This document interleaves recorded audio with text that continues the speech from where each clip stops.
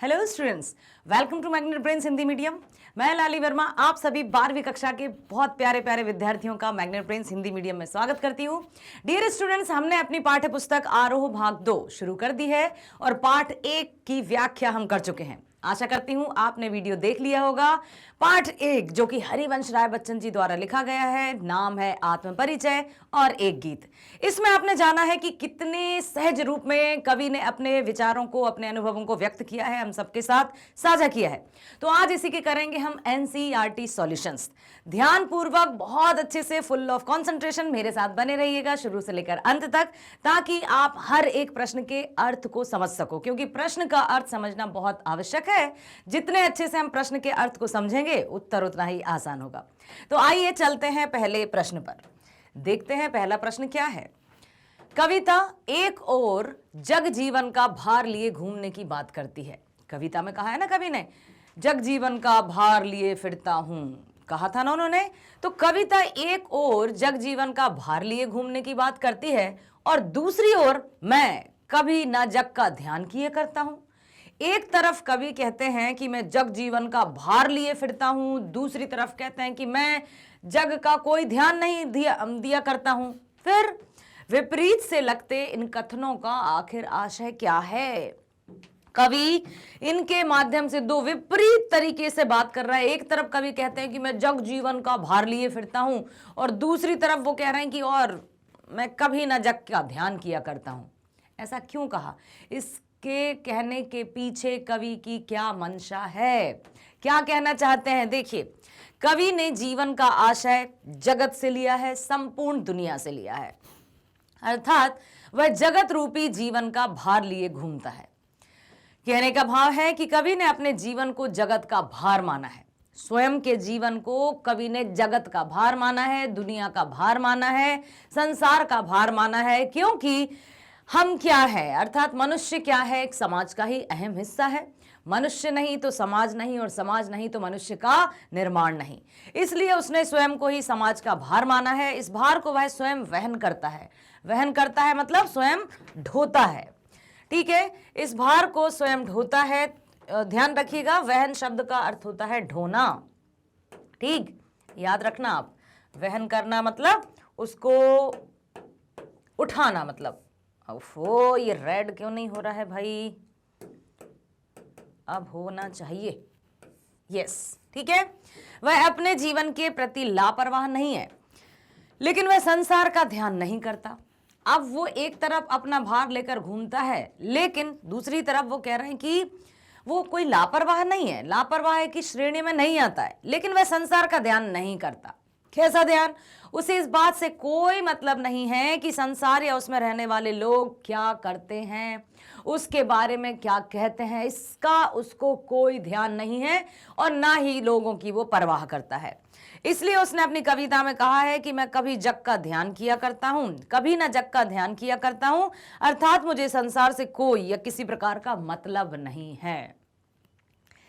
एक तरफ कवि ने बिल्कुल साफ साफ बताया है कि दुनिया या जगत या समाज का अस्तित्व व्यक्ति से बनता है, व्यक्ति का अस्तित्व समाज से बनता है। लेकिन चूंकि कवि ने अपने आप को आवारा, पागल, दीवाना कहा है, प्रेमी कहा है ना, और अब ऐसे आवारा, दीवाने या प्रेमियों को जगत क्या कहता है या दुनिया क्या कहती है? अरे ये तो ऐसा है, दुनिया कई तरह के ताने कसती है।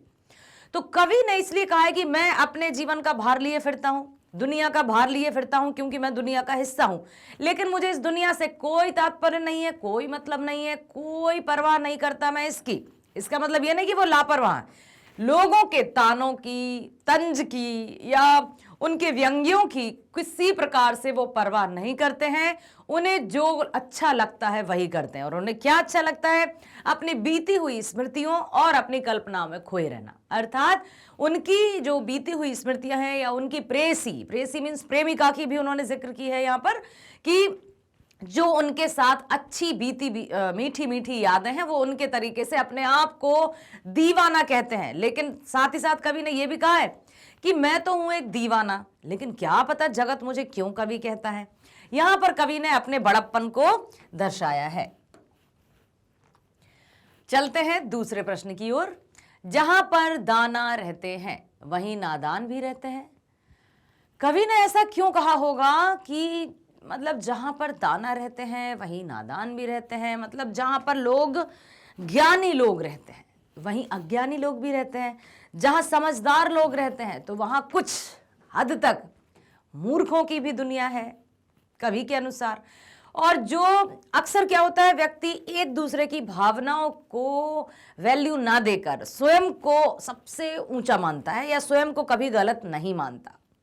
उसको लगता है कि मैं ही सर्वश्रेष्ठ हूं, अर्थात मैं तो कभी कोई गलती कर ही नहीं सकता। ये सारे एक मतलब 99% लोगों की यही भावना रहती है, यही सोच रहती है कि मैं तो कभी गलती कर ही नहीं सकता। क्योंकि सब कोई भी जैसे दृश्य देख रहे हों या कोई भी हम नाटक देख रहे हों, कोई भी कहानी पढ़ रहे हों, तो हम अपने आप को क्या इमेजिन करते हैं, उस कहानी का हीरो, उस कहानी का नायक।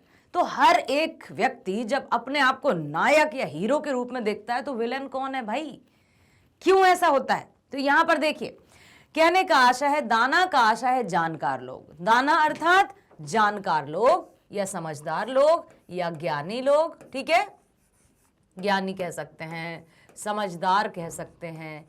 तो दाना यहां पर इन लोगों के लिए है, अर्थात सब कुछ जानने वाले और समझने वाले लोग, जो बहुत अच्छे से लोगों को भी समझते हैं, सब कुछ भी समझते हैं। कवि कहते हैं कि संसार में दोनों तरह के लोग रहते हैं, ज्ञानी भी और अज्ञानी भी, अर्थात समझदार और नासमझ दोनों ही तरह के लोग इस संसार में रहते हैं। जो लोग प्रत्येक काम को समझ बूझ कर करते हैं वे दाना होते हैं। जो हर एक कार्य को करने से पहले सोचते हैं, समझते हैं, उसके परिणाम, मतलब यह है कि यदि उनको पता है कि इस रास्ते पर जाऊंगा तो कुआं है, खाई है, इस रास्ते पर बाधाएं तो हैं लेकिन मंजिल मिल जाएगी, मतलब बहुत से आकर्षण, ऐसी बातें हमें अपनी ओर आकर्षित करती हैं तो बहुत से लोग उसमें बह जाते हैं, उस तरफ चले जाते हैं, लेकिन बाद में वो पछताते हैं। कुछ लोग हैं जो रास्ते की बाधाओं को पार करते हुए आगे बढ़ते हैं। तो ये जो समझदार लोग हैं, जो सब कुछ जानते हैं, उन्हीं को कवि ने दाना कहा है, जबकि बिना सोचे विचारे काम करने वाले लोग नादान होते हैं। अतः कवि ने दोनों में अंतर बताने के लिए ऐसा कहा है कि जहां पर दाना रहते हैं वही नादान भी होते हैं। कवि ने ऐसा इसलिए कहा है क्योंकि लोग इस दुनिया में भांति भांति के लोग रहते हैं, तरह तरह के लोग रहते हैं, तरह तरह के विचार और समझ रखने वाले लोग रहते हैं। सब कहते हैं ना, यथा दृष्टि तथा सृष्टि, जिस नज़र से हम दुनिया को देखेंगे दुनिया हमें वैसी ही नजर आती है। चलते हैं अगले प्रश्न की ओर। समझ में आ रहा है? आया ना? दाना मतलब समझदार लोग जो सब कुछ समझते हैं, अच्छा बुरा सोच विचारते हैं, थोड़ा एक कदम आगे बढ़ाने से पहले थोड़ा उनको ये देखना है कि इस रास्ते पर जाऊंगा तो ऐसा होगा, इस रास्ते पर जाऊंगा तो वैसा होगा।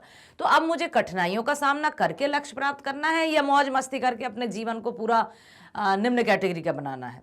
ठीक है, तो कुछ समझदार लोग और इसके विपरीत कुछ नादान लोग भी रहते हैं जो अपने आप को बिल्कुल इसी तरह से लगे रहते हैं दुनिया में। चलते हैं अगले प्रश्न की ओर। लिखा है मैं और जग और। कवि ने कहा मैं और हूं और जग और है, 3 बार और शब्द का प्रयोग हुआ है यहां पर, मैं और जग और।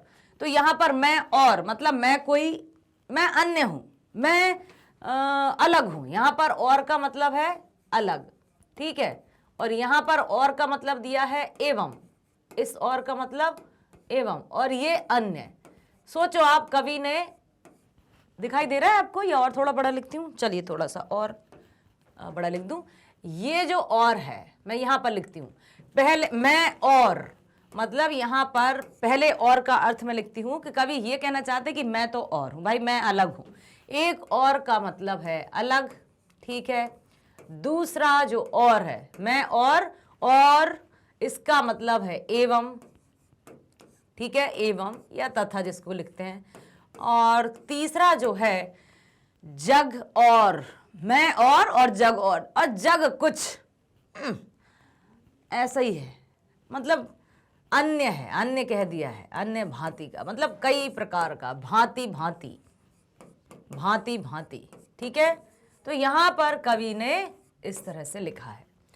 तो मैं और जग और कहाँ का नाता, पंक्ति में और शब्द की विशेषता बताइए। ओके, प्रश्न ही है ये। आइए देखते हैं कि किस प्रकार से हम इस कविता के उत्तर को लिखेंगे।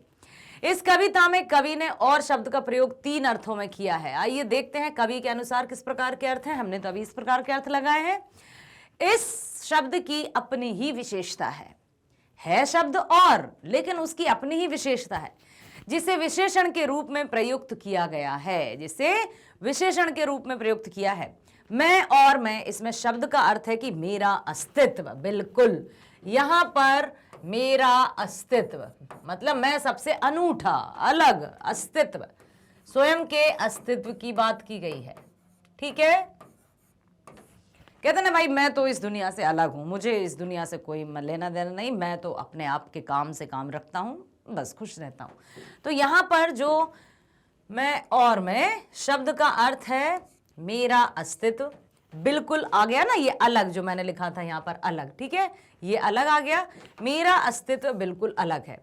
मैं तो कोई अन्य ही अर्थात विशेष व्यक्ति हूं। ठीक है, तो यहां पर पहले जो और का अर्थ है उसमें मेरा अस्तित्व या मैं एक विशेष व्यक्ति हूं, और जग में और शब्द से आशा है कि जगत भी कुछ अलग ही है, यह जगत भी मेरे अस्तित्व की तरह कुछ और है। तीसरे और का अर्थ है साथ। ओके, कवि कहता है कि जब मैं और मेरा अस्तित्व बिल्कुल अलग है, यह जगत भी बिल्कुल अलग है, तो मेरा इस जगत के साथ संबंध कैसे बन सकता है। ठीक है, तो तीसरे और का अर्थ है के साथ, मैं और जग और। ठीक है, ये जो तीसरा जो अर्थ है उसका अर्थ है साथ, के साथ। ठीक है, के साथ लिखा है यहां पर, बाकी तो सेम है, यहां पर लिखा है के साथ, अर्थात तीसरे और का अर्थ है कि इसके साथ मतलब जगत के साथ। तो कवि कहता है कि जब मैं और मेरा अस्तित्व बिल्कुल अलग है तो यह जगत भी बिल्कुल अलग है, तो फिर मेरा इस जगत के साथ संबंध भला कैसे बन सकता है। तो मैं अपने काम से काम किए फिरता हूं और मुझे जो करना होता है वो करता रहता हूं, अर्थात मैं और यह संसार परस्पर नहीं मिल सकते। मैं और इस संसार की सोच एक सी नहीं हो सकती, क्योंकि दोनों का अलग ही महत्व है। और समाज या संसार में क्या है, क्या संसार कोई अलग व्यक्ति का नाम है? नहीं, समाज या संसार भी व्यक्तियों से मिलकर बना है। तो इसमें तरह तरह के लोग हैं, यही कवि ने बताया है। चलते हैं नेक्स्ट क्वेश्चन की ओर। देखिए, शीतल वाणी में आग के होने का क्या अभिप्राय है। कवि ने विरोधाभासी शब्दों का बहुत प्रयोग किया है। शीतल वाणी में आग, अब एक तरफ उन्होंने विनम्रता को दर्शाया है, दूसरी तरफ क्रोध को दर्शाया है। आग बबूला हो जाना मतलब अत्यधिक क्रोध हो जाना, शीतलता हो जाना मतलब बहुत शालीन तरीके से जीवन जीना। जैसे श्री राम और लक्ष्मण के बारे में आपने जाना है ना कि श्री राम तो शीतल थे, शीतल व्यवहार रखते थे, धैर्यवान थे। भाई लक्ष्मण उग्र थे, क्रोधी स्वभाव के थे। तो यहाँ पर कविता की कई पंक्तियों में हमने देखा है कि कवि ने विरोधाभास मतलब एक तरफ ये कहा है, दूसरी तरफ ये कहा है, विरोध जताया है कि दुनिया का मैं हिस्सा हूं लेकिन दुनिया से मेरा कोई वास्ता नहीं है। दुनिया में मैं हूं क्योंकि व्यक्ति का अस्तित्व जो है या व्यक्ति का निर्माण है, समाजीकरण आवश्यक है किसी भी व्यक्ति को। तो फिर यहां पर बताया है शीतल वाणी में आग के होने का आशय क्या है आखिर। तो शीतल वाणी में आग कहने के पीछे कवि ने विरोधाभास की स्थिति पैदा की है। कवि कहते हैं कि यद्यपि मेरे द्वारा कही हुई बातें शीतल और सरल हैं। ठीक है, मैं जो भी कहता हूं वो शीतल और सरल है और बड़े ठंडे दिमाग से कहता है। मतलब जो कुछ मैं कहता हूं वह बड़े ठंडे दिमाग से कहता हूं, लेकिन मेरे इस कहने में बहुत गहरे अर्थ छुपे होते हैं। मेरे जो भी मैं शब्द कहता हूं उसमें बहुत गूढ़ अर्थ, गूढ़ शब्द कहीं आता है तो उससे आप बिल्कुल घबराइएगा नहीं, उसका अर्थ भी गहरे होता है। ठीक है, गूढ़ आपने शब्द कहीं सुना होगा हिंदी भाषा में, तो इसका अर्थ भी होता है गहरा, एकदम डेप्थ। ठीक है, गहरा, गहराई, गूढ़ अर्थ। यदि गूढ़ अर्थ लिखा रहे तो बिल्कुल गहरा अर्थ इसका मीनिंग होता है, गहराई के साथ। समझ आया? ठीक है, तो अब यहां पर कहा है कि जो कुछ मैं कहता हूं वह ठंडे दिमाग से कहता हूं, मतलब शीतल वाणी में मैं जो भी कुछ किसी से भी कहता हूं वो आराम से बहुत ठंडी वाणी में कहता हूं, सोच समझकर कहता हूं, मैं जो भी करना चाहता हूँ उसको भी सोच विचार कर ही करता हूँ, ठीक है। लेकिन मेरे इस कहने में बहुत गहरे अर्थ छुपे हुए हैं। मेरे द्वारा कहे हर शब्द में संघर्ष है। अब क्या उन संघर्ष वाले शब्दों को या मेरे जीवन में चल रही उथल पुथल को या संघर्ष को सामने वाला व्यक्ति समझ पाएगा? तो मेरे द्वारा कहे गए शब्द जो भी मैं कहता तो हूँ आराम से, सरलता से, शीतलता से, लेकिन मैं जो भी कह रहा हूं, अब जैसे कविता की पंक्ति, हर पंक्ति में कवि ने बहुत ही अपने अनुभवों को व्यक्त किया है, हमने देखा था ना। लेकिन लोगों ने क्या कहा, अरे वाह वाह क्या रचना करते हैं, मजा आ गया, अच्छा तो ये रो भी रहे हैं, अरे हाँ बहुत, मतलब क्या तो नाटक कर लेते हैं। ऐसा भी आता है कि कभी जो लेखक है, रचनाकार हैं, या कोई भी जो अपनी भावनाओं को व्यक्त करते हैं, जो कलम के माध्यम से या शब्दबद्ध किया है कविता में, तो लोग कहते हैं अरे देखो तो वो पढ़ते पढ़ते रोने लगा, मतलब कितने अच्छे कलाकार होते हैं, उनको कलाकार कह दिया है। जबकि कवि, अधिकतर कवि या रचनाकार अपने जीवन में घटित घटनाओं का उल्लेख ही शब्दबद्ध तरीके से करके हम सब के सामने रख देते हैं। तो कवि ने कहा है कि मैं कहता तो हूं आराम से, शीतलता से, लेकिन मेरे जो शब्द हैं उनमें बहुत गहरा अर्थ छुपा हुआ है कि मेरे जीवन के हर एक शब्द में संघर्ष है। ठीक, मैंने जीवन भर जो संघर्ष किए हैं उन्हें जब मैं कविता का रूप देता हूं तो वह शीतल वाणी बन जाती है, क्योंकि मैं अपने विचारों को व्यक्त करता हूं इस माध्यम से, इस गूढ़ गहरे अर्थ के साथ कि जो अपने आप को उस या फिर जिसके साथ उस तरह का घटित या घटना हो चुकी होगी या समय व्यतीत हो चुका होगा, वो तो उन अर्थों को समझ जाएगा, लेकिन अन्य तो उसका मजे ही लेंगे। ठीक है, मैंने जीवन भर जो संघर्ष किए हैं उन्हें जब मैं कविता का रूप देता हूं तो वह शीतल वाणी बन जाती है। मेरा जीवन मेरे दुखों के कारण मन ही मन रोता है, लेकिन कविता के द्वारा जो कुछ कहता हूं उसमें सहजता रूपी शीतलता होती है।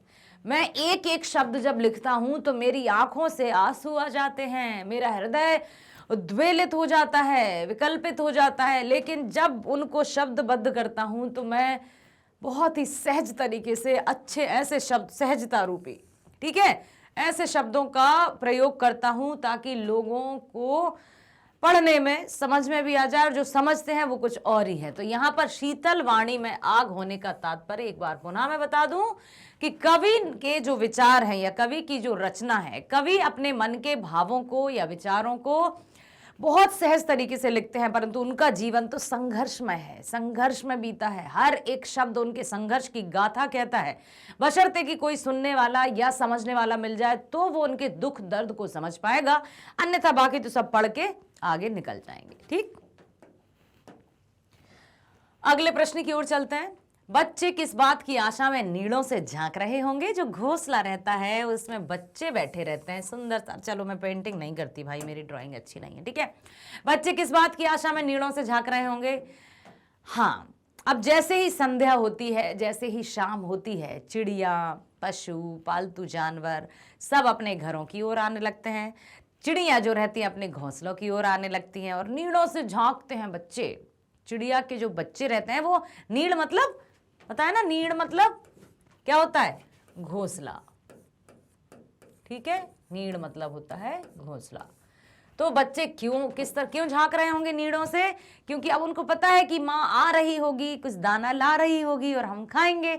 तो हर एक, देखिए, बच्चे से आशा यहाँ चिड़ियों के बच्चे से है। जब उनकी माँ बाप भोजन की खोज में उन्हें छोड़कर दूर आकाश में चले जाते हैं, दूर दराज चले जाते हैं, तो वह दिन भर माँ बाप के लौटने की प्रतीक्षा करते हैं कि कब आएंगे, कब आएंगे। छोटे छोटे हैं जो अभी उड़ नहीं सकते हैं, जिनके पंख नहीं उगे हैं। शाम ढलते ही वे सोचते हैं कि अब हमारे माता पिता हमारे लिए दाना लेकर आएंगे, तिनका लेकर आएंगे, बस आते ही होंगे। तो इस उम्मीद में वो अपने नीड़ों से झांकते हुए नजर आते हैं। आपने कभी ऑब्जर्व किया है? जैसे कि आपने मान लीजिए सच में यदि देखा होगा तो बहुत अच्छी बात है, यदि किताबों में तो तस्वीरें देखी होंगी ना जहाँ पर नीड़ या घोंसला बना रहता है और अक्सर बच्चे इस तरह से दिखाई देते हैं। तो क्यों झांक रहे होते हैं? क्योंकि उनको पता है कि अब दाना लेकर आते ही होंगे, वे हमारे लिए भोजन लाएंगे, हमें ढेर सारा चुग्गा देंगे ताकि हमारा पेट भर सके। बच्चे आशावादी हैं, ऑप्टिमिस्टिक हैं। वे सुबह से लेकर शाम तक यही आशा करते हैं कि कब हमारे माता पिता और वे कब हमें चुग्गा देंगे, वे कब आएंगे और कब हमें चुग्गा देंगे। चुग्गा मतलब चुगने के लिए दाना देंगे, ठीक है। वे विशेष आशा करते हैं कि हमें ढेर सारा खाने को मिलेगा, साथ ही हमें बहुत सारा प्यार और दुलार भी मिलेगा। इसलिए जो चिड़िया के बच्चे हैं, यहाँ पर सिर्फ बच्चे लिखा है तो बच्चे का अर्थ चिड़िया के बच्चे से है, और वे इसी आशा में रहते हैं क्योंकि उनके दिन भर माँ बाप उड़ जाते हैं तिनकों की तलाश में, दानों की तलाश में, और शाम होते ही जो छोटे छोटे बच्चे हैं, नन्हे मुन्ने बच्चे हैं, वो नीड से झांकते हैं कि अब हमारे माता पिता आ रहे होंगे, हमें चुग्गा देंगे, हमें दाना देंगे और बहुत सारा ढेर सारा हमें लाड़ दुलार भी करेंगे। इसलिए वो घोंसलों से ताकते हैं या झांकते हैं। अगला प्रश्न है, दिन जल्दी जल्दी ढलता है कि आवृत्ति से कविता की किस विशेषता का पता चलता है। सबसे पहले आप इस शब्द का अर्थ जान लीजिए। इसका अर्थ होता है, अंग्रेजी में जैसे होता है ना रिपीटेशन, इसका अर्थ अंग्रेजी के रिपीटेशन से जुड़ा हुआ है, ठीक। तो इसका अर्थ होता है रिपीटेशन। दिन जल्दी जल्दी ढलता है, तो यहां पर कवि सिर्फ इतना भी तो लिख सकते थे, दिन जल्दी ढलता है, लिख सकते थे ना, लेकिन उन्होंने रिपीट किया है एक ही शब्द को कि दिन जल्दी जल्दी ढलता है। कि आवृत्ति से कविता की किस विशेषता का पता चलता है। दिन जल्दी जल्दी ढलता है, 2 बार कहने की क्या आवश्यकता थी। कहते ना, अरे भाई जल्दी चलो, अरे जल्दी जल्दी चलो ना, जल्दी जल्दी चलो में मतलब बिल्कुल निरंतर, हमें रुकना ही नहीं है, थकना मना है, रुकना मना है, निरंतरता के साथ चलते रहना है। आइए देखते हैं क्या बताया है। दिन जल्दी जल्दी ढलता है, वाक्य की कई बार आवृत्ति समझ गए, और इसी शब्द का आपको प्रयोग करना है, कहीं अंग्रेजी का शब्द ना लिखा ना रिपीटेशन, मैंने आपको समझाने के लिए लिखा है। आवृत्ति मीन्स बार बार आना, किसी भी शब्द का बार बार आना या एक से अधिक बार आना, किसी भी शब्द का एक से अधिक बार आना। यहां पर आपको हिंदी में भी लिख देती हूं, किसी भी शब्द का एक से अधिक बार आना, ठीक है, एक से अधिक बार आना, इसको कहते हैं आवृत्ति। किसी भी शब्द का, किसी भी शब्द का एक से अधिक बार आना कहलाता है आवृत्ति। अंग्रेजी के रिपीटेशन शब्द जैसे कहते हैं। तो दिन जल्दी जल्दी ढलता है, वाक्य की कई बार आवृत्ति कवि ने की है। इससे आशा है कि जीवन बहुत छोटा है, जीवन को यदि हाथ पे हाथ रखकर बिताने का जिम्मा यदि हमने ले लिया, या हमने सोच लिया कि अरे भाई कर लेंगे, काम ही तो है, करना ही तो है, बस वो यूं फिसलता है रेत की तरह, पता ही नहीं चलता कब सुबह हुई कब रात हो गई और फिर दिन तो चला जाता है। तो इससे आशा है कि जीवन बहुत छोटा है, जिस प्रकार सूर्य उदय होने के बाद अस्त होता है, ठीक वैसे ही मानव जीवन है। यह जीवन प्रतिक्षण कम होता है, हर पल, प्रतिक्षण मीन्स हर पल, ठीक है, हर पल, हर सेकंड, नैनो सेकंड्स की यदि हम बात करें, हर पल ये कम हो रहा है। हमारी जितनी भी आयु परमात्मा ने विधि के विधान में है, हर पल हमारा जीवन कम होता जा रहा है। उसके लिए क्या करेंगे? प्रत्येक मनुष्य का जीवन एक न एक दिन समाप्त हो जाएगा। हर वस्तु नश्वर है। नश्वर का क्या अर्थ होता है? जो नष्ट हो जाए, ठीक है। नश्वर का अर्थ है नष्ट होने वाला। अब जीवन है तो मृत्यु है, नष्ट होने वाला, और इसका विलोम शब्द होता है शाश्वत। इसका विलोम शब्द होता है शाश्वत, जो हमेशा रहने वाला या अमर, ठीक है, अमर भी कह सकते हैं और हमेशा रहने वाला। कविता की विशेषता इसी बात में है कि इस वाक्य के माध्यम से कवि ने जीवन की सच्चाई को प्रस्तुत किया है। चाहे राहगीर को अपनी मंजिल पर पहुंचना हो या चिड़ियों को अपने बच्चों के पास, सभी जल्दी जल्दी से पहुंचना चाहते हैं। उन्हें डर है कि यदि दिन ढल गया तो अपनी मंजिल तक पहुंचना असंभव हो जाएगा। यदि हम रुक गए, यदि हमने सोचा कि आज का काम हम कल कर लेंगे, तो आज का इतना मूल्यवान समय यूं पलक झपकते ही गायब हो जाएगा। इसलिए मैं आपसे पुनः कहती हूं कि ये जो विद्यार्थी जीवन काल है, इसमें अपने आप को गढ़ लीजिए। बहुत अच्छे से अपने आप को ढाल लीजिए अनुशासन के सांचे में, ताकि आप संपूर्ण जीवन में अपने आप को एकदम समय के अनुसार, समय से पहले, समय के बाद या लेट शब्द जुड़ जाता है तो वो किसी काम का नहीं रहता है। समझ में आया ना? तो आपको अपने समय पर सारे कार्य करना है और बहुत अच्छे से एक्टिवली हर एक एक्टिविटी में पार्टिसिपेट भी करना है।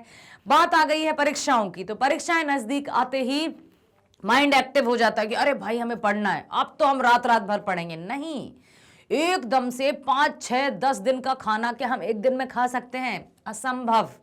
तो हम साल भर की पढ़ाई 5 दिन में करने की उम्मीद कैसे लगा लेते हैं? आराम से जो भी स्कूल में पढ़ाया जा रहा है उसका सेल्फ स्टडी आपको जरूर करनी है। जो भी आप वीडियो देख रहे हैं पुनः उनको आंख बंद करके समझने की कोशिश कीजिए, फिर देखिए आप परीक्षाओं में कितने अच्छे अंक प्राप्त करते हैं। और जब हम कार्य का जो परिणाम, हमें आउटकम बहुत अच्छे से मिलता है ना, तो हम और प्रसन्न हो जाते हैं। तो किसी भी कार्य को रुचि या रोचकता के अनुसार करिए, वो कार्य भी अच्छा होगा और आपका मन भी प्रसन्न होगा, साथ ही साथ वातावरण भी।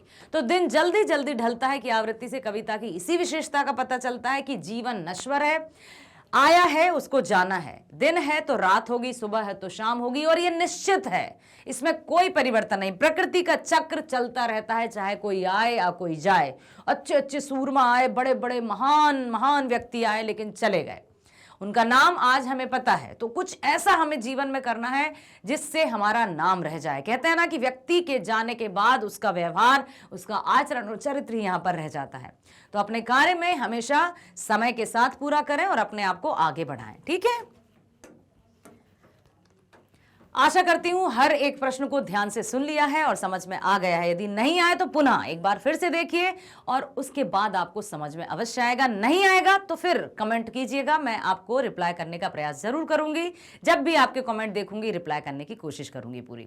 बने रहिए हमारे साथ। आपको पता है ना, हिंदी मीडियम कक्षा 7वीं से 12वीं तक की online school education 100% free provide करता है। साथ ही साथ सभी प्रकार की प्रतियोगी परीक्षाओं की वीडियोज भी आप देख सकते हैं 100% फ्री।